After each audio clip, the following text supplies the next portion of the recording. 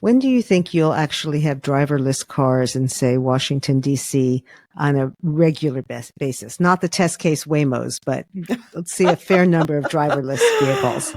I don't know. They'll have to fix the potholes in Washington before we get that. For sure.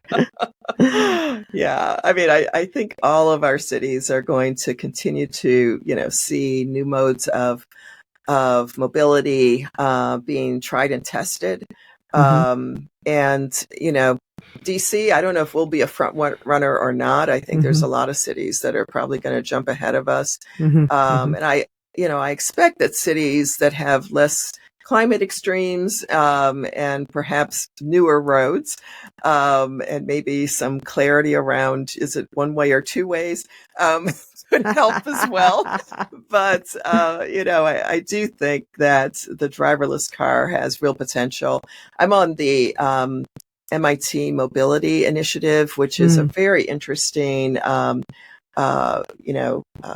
focus at MIT that brings together everything from, car manufacturers to insurance companies to innovators to cities, and all talking about really EVs and AVs. And, it's really changed my thinking. And part of it is, I think we all kind of believed that there was kind of all cars had to become, AVs for the system to work. And I think the idea of a mixed array of different types of vehicles could be the future. And one thing they've said is that if you introduce a certain number of AVs like onto a highway, they actually regulate the speeds of all the other cars because they're only going to go at a certain level. So they kind of make the rest of the cars safer in their travel path, their driving speeds. So I've come to be more like, wow, it would be great to kind of have a bit of that standardization in our overall transportation that kind of regulates what other cars are doing and kind of brings it all into a more rational system. Right. Wow. What countries, as we start to wrap, I'm just going to ask you some kind of quick questions that pop into my head. What countries are you working in that have the most innovative cities? Wow. Or maybe just what cities do you think are the most innovative? Well, I think Singapore is always seen as, and I agree, as a city-state, however you want to think about it, as a place where they really take city planning very, very seriously and economic development and how those things lock together. They're far more regulated than probably an American taste.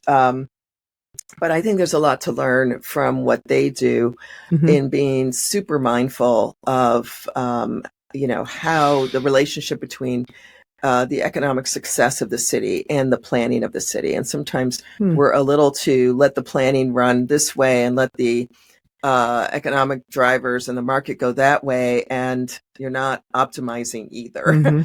Interesting. So, that's fascinating. There's just so much going on in places like the Middle East, where there's kind of a maturing of the sensibilities around city making and a commitment to modernization that, is bringing about the design of new cities, especially in, one of the largest countries, which is Saudi. So, I think there's going to be some very impressive new city building happening in the Middle East, like we saw, like when Dubai and some of those cities, first started to emerge as, just ideas. I think Dubai actually has become a global city in its own right and has done all the things that, the investments and the seriousness of its markets to be taken as a global city now and not just kind of an idea of a bunch of buildings. China is kind of going through its own cycle and we'll see what happens, but it's not in the building boom anymore, as we saw, a decade ago.